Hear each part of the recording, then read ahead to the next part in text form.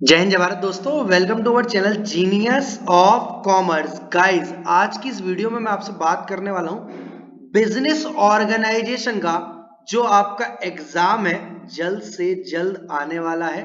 उसका क्या फॉर्मेट है, कौन कौन से मोस्ट इंपॉर्टेंट क्वेश्चन आपके एग्जाम में पूछे जाने वाले हैं, और दोस्त आपको वो क्वेश्चन सारे यहीं पर बता दिए जाएंगे कैसे करने हैं, short long as well as MCQs. सबसे पहले दोस्त फॉर्मेट समझ लो। अगर आप आगरा यूनिवर्सिटी से हो, न्यू एजुकेशन पॉलिसी के हिसाब से जो फॉर्मेट है वह 20-20 नंबर, एक एक नंबर के 20 एमसीक्यूज है, यानी ऑब्जेक्टिव टाइप क्वेश्चंस। चार में से एक ऑप्शन टिक लगाना है। इसके अलावा 5-5 नंबर के 8 क्वेश्चंस आएंगे आपके, जिसमें से आपको सिर्फ 5 करने हैं, यानी 3 क्वेश्चंस की चॉइस है आपके पास। आफ्टर दैट 15-15 नंबर के 4 क्वेश्चंस आएंगे आपके, और आपको उसमें से 2 क्वेश्चंस करने हैं। तो इस बेसिस पर आपका ये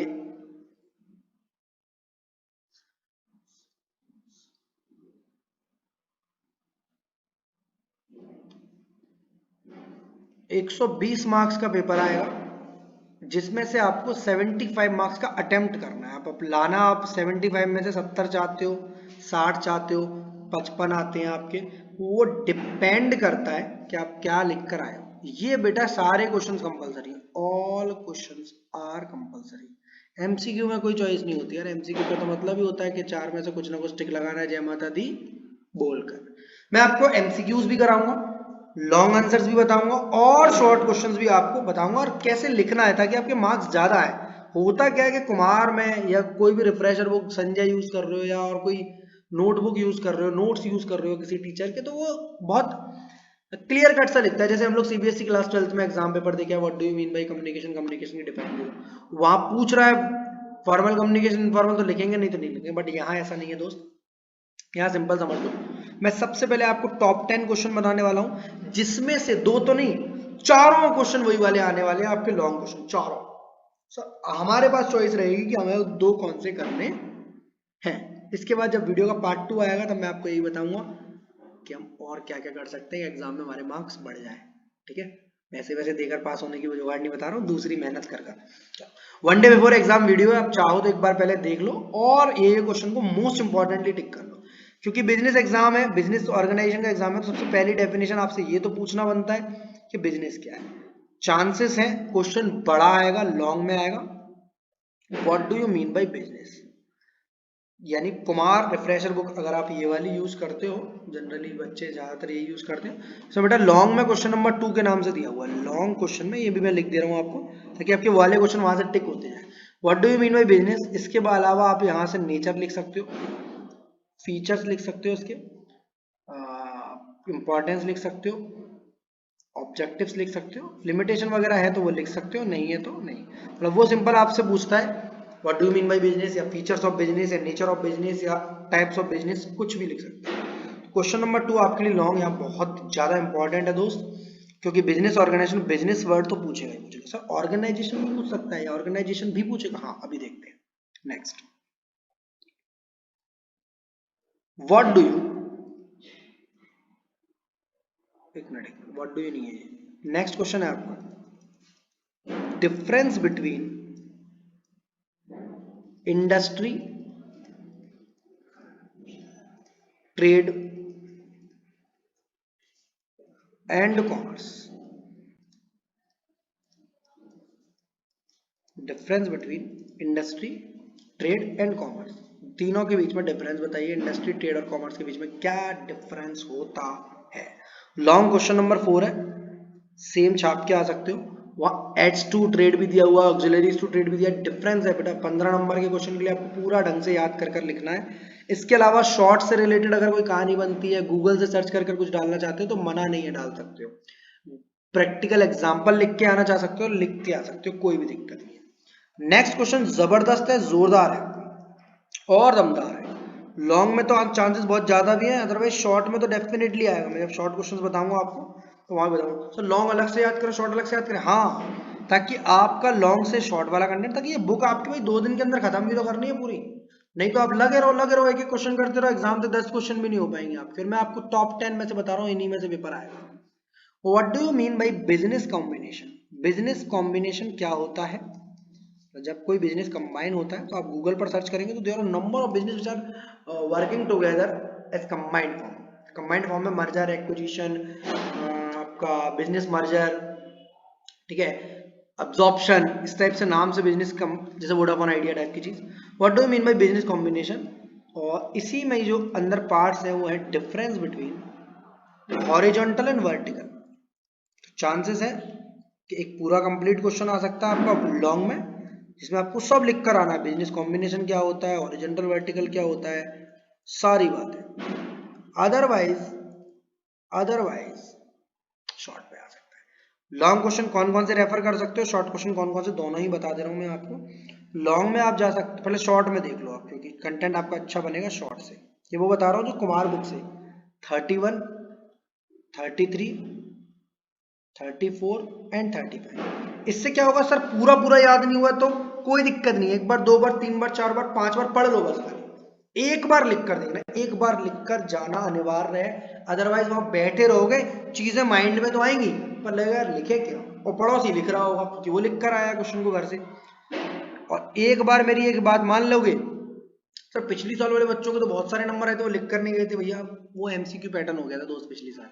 अब न्यू एजुकेशन पॉलिसी में यही चलेगा। इसके अलावा मैं आपको एमसीक्यूज भी कराता हूँ, अगर लास्ट टाइम पैटर्न बदला तो 31, 33, 34, 35 ये शॉर्ट में, तो लॉन्ग में, शॉर्ट में और लॉन्ग में जाएगा आपका 24, 25 एंड 27, ये जाएंगे आपके लॉन्ग में।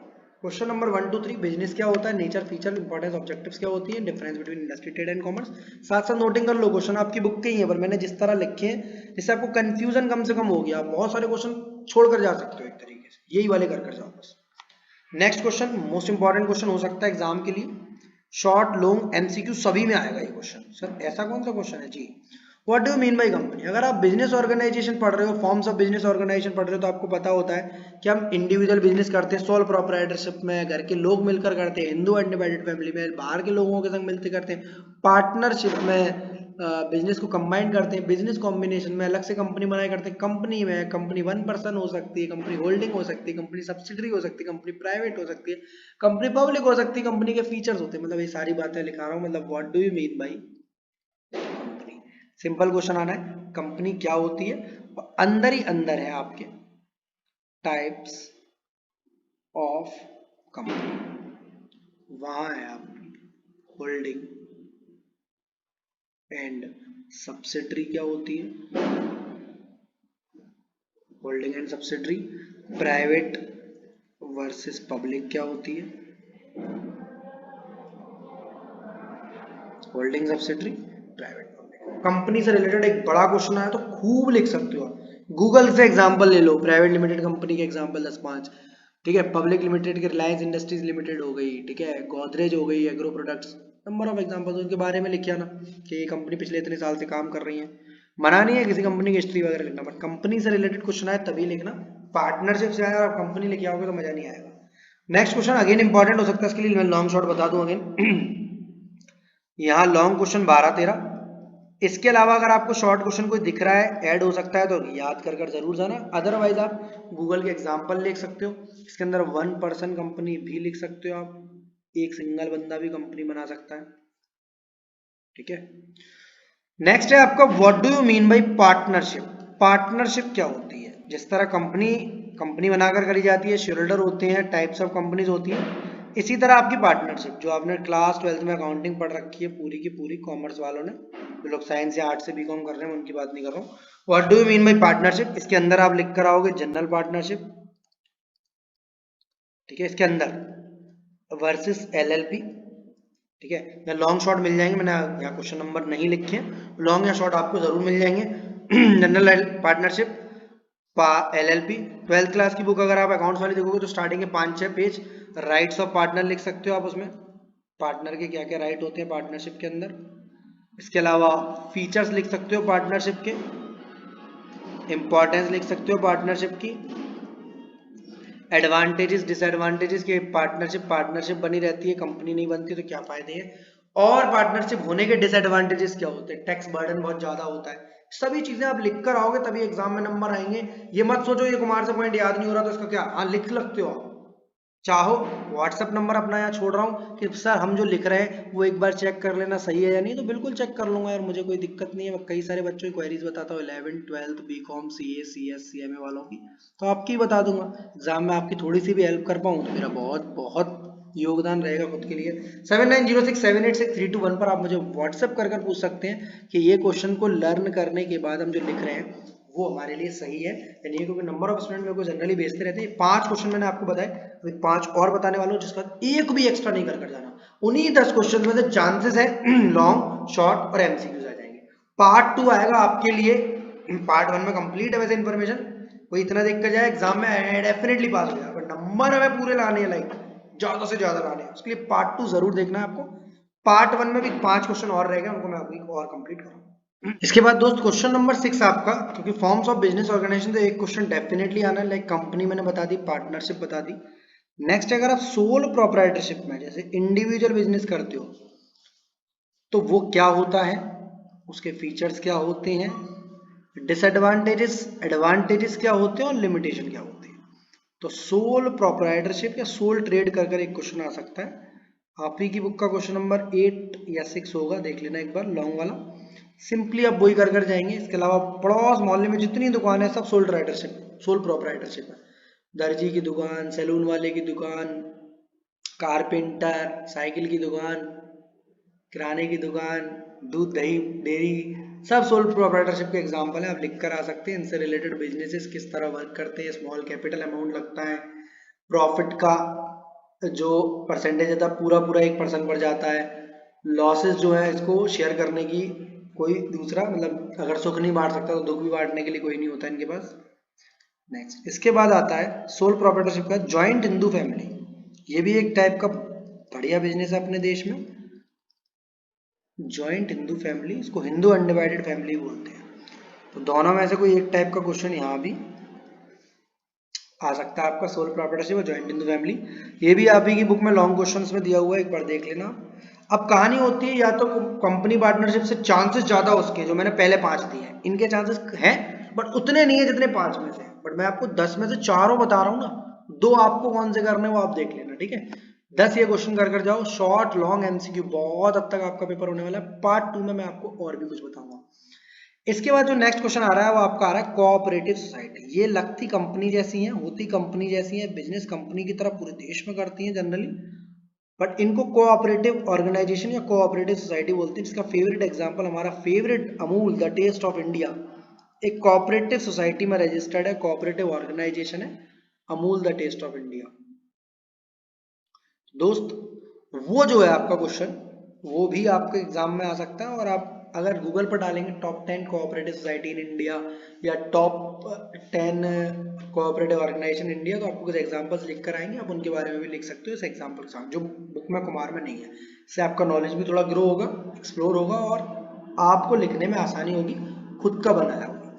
नेक्स्ट 2 लास्ट क्वेश्चन है जो लॉन्ग में तो चांसेस हैं बट बहुत ज्यादा नहीं है, मतलब शुरू के 8 क्वेश्चन में से पेपर दिख जाएगा, बट फिर भी कर जाना है क्योंकि मैंने टॉप 10 बोला है, तो टॉप 10 आपको करके जाना होगा। एक क्वेश्चन है what is rationalisation, long question है, लास्ट वाला बिल्कुल नहीं आया तो शॉर्ट में डेफिनेटली आएगा।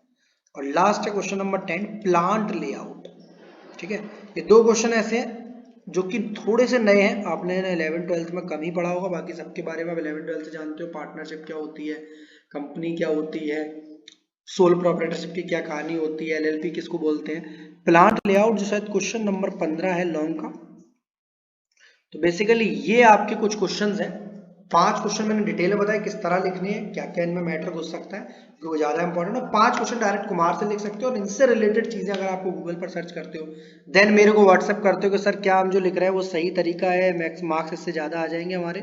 पार्ट 2 में मैं आपको बताऊंगा सारे एमसीक्यू सॉल्व कराकर, यहाँ पर साथ के साथ शॉर्ट क्वेश्चन कुछ ऐसे जो लॉन्ग में कवर नहीं हुए, मतलब 10 क्वेश्चन शॉर्ट भी बताऊंगा, 8 क्वेश्चन वहां आते 5 करने होते हैं।